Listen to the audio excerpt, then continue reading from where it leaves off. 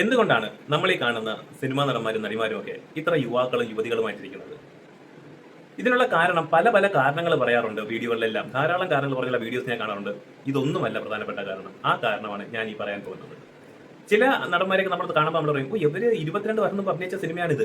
അന്ന് ഇരിക്കുന്നേക്കാളും കൂടുതൽ ഭംഗിയുണ്ട് അവരെ ഇപ്പോൾ കാണാൻ. ഇതെന്താണ് ഇങ്ങനെ ഇരിക്കുന്നത്? നമ്മൾ പലരും പല നടന്മാരെ വിചാരിച്ചിട്ടും നമ്മൾ വണ്ടടിച്ചിട്ടുണ്ട് അല്ലേ? അപ്പോൾ ഇതിനുള്ള കാരണം അവരുടെ കയ്യിൽ ധാരാളം പണം ഉള്ളത് കൊണ്ടോ, അവർ വളരെ നല്ല ജനറ്റിക്കലി ബ്ലെസ്ഡ് ആയതുകൊണ്ടോ, അല്ലെങ്കിൽ അങ്ങനെ ഒന്നുമല്ല. അവരെന്തെങ്കിലും കോസ്മെറ്റിക് ട്രീറ്റ്മെന്റ് ചെയ്തുകൊണ്ടോ, അവരുടെ മുഖത്ത് തേക്കുന്ന എന്തെങ്കിലും പ്രത്യേകതരം ക്രീം കൊണ്ടോ ഒന്നുമല്ല. ഇതിനൊക്കെ പ്രധാനപ്പെട്ട കാരണം പ്രയോറിറ്റിയാണ്. അവരുടെ പ്രയോറിറ്റി ലിസ്റ്റിൽ അവരുടെ ശരീരം അല്ലെങ്കിൽ അവരുടെ സൗന്ദര്യം എന്ന് പറയുന്നത് ഒന്നാം സ്ഥാനത്താണ്. എന്നാൽ നമ്മുടെ പ്രയോറിറ്റി ലിസ്റ്റിൽ നമ്മുടെ വീട്ടിലെ പ്രശ്നങ്ങൾ, നമ്മുടെ ജോലി, കുട്ടികളുടെ പഠിത്തം, അങ്ങനെ നൂറ് കാര്യങ്ങൾ കഴിഞ്ഞിട്ട് വളരെ 10ാം സ്ഥാനത്തൊക്കെയാണ് നമ്മുടെ പ്രയോറിറ്റി ലിസ്റ്റിൽ നമ്മുടെ ശരീരം അല്ലെങ്കിൽ നമ്മൾ തന്നെ നിൽക്കുന്നത് അല്ലേ?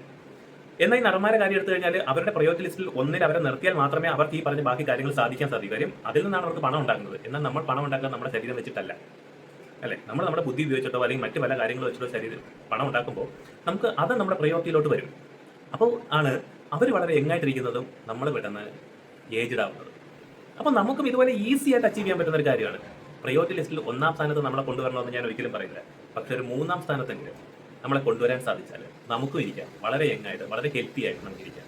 നമ്മൾ കാണുന്നവർ എപ്പോഴും വിചാരിക്കും ഇവനെ എന്ന് കണ്ടാലും എപ്പോഴും ഈ പ്രായം കുറഞ്ഞ പോലെ ഫീൽ ചെയ്യുന്നുണ്ട്. കാര്യം പ്രയോറിറ്റിയാണ്. വല്ലപ്പോഴും ബ്യൂട്ടി പാർലറിൽ പോയിട്ട് ഒന്ന് ത്രെഡ് ചെയ്യുന്നതോ ഫേഷ്യൽ ചെയ്യുന്നതോ അല്ല ഞാൻ ഈ പറഞ്ഞ പ്രയോറിറ്റി. നിങ്ങൾ കഴിക്കുന്ന ഓരോ ആഹാരത്തിലും നിങ്ങൾ ചെയ്യുന്ന ഓരോ എക്സസൈസിലും ഈ പ്രയോറിറ്റി ഉണ്ട്. അപ്പോൾ എങ്ങനെയാണ് നമുക്ക് ഇങ്ങനെ ഇരിക്കാൻ സാധിക്കുന്നത്? കൃത്യമായിട്ടുള്ളൊരു ഡയറ്റും കൃത്യമായിട്ടുള്ള എക്സസൈസും ചെയ്തുകൊണ്ട് നമുക്ക് നമ്മുടെ ഹെൽത്തിനെ മുന്നോട്ട് കൊണ്ടുവരാൻ സാധിക്കും.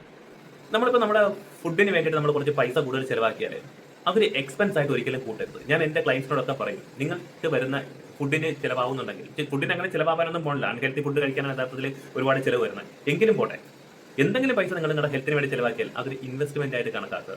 നാളെ ഉണ്ടാവാൻ പോകുന്ന ഒരു വലിയ ശരീരം കൊണ്ടുണ്ടാകാൻ പോകുന്ന ഒരു അസുഖം വന്നിട്ടുണ്ടാകുന്ന ഒരു വലിയ ചിലവിൽ നിന്നുള്ള രക്ഷപ്പെടാനുള്ള ഇൻവെസ്റ്റ്മെന്റ് ആയിട്ട് കൂട്ടിയാൽ മാത്രം മതി.